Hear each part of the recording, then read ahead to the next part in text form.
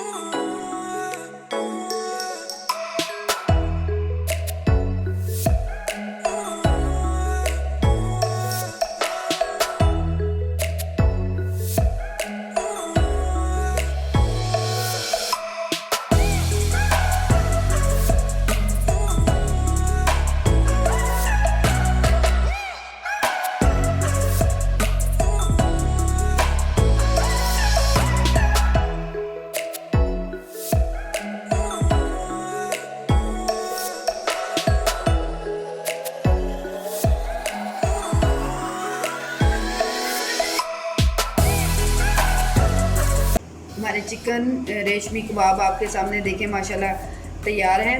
और कितने प्यारे और कलर कितना अच्छा आया। ये मैंने फूड कलर यानी कि वो मैंने ज़र्दा रंग लगाया था इसको, ये बगैर उसके हैं।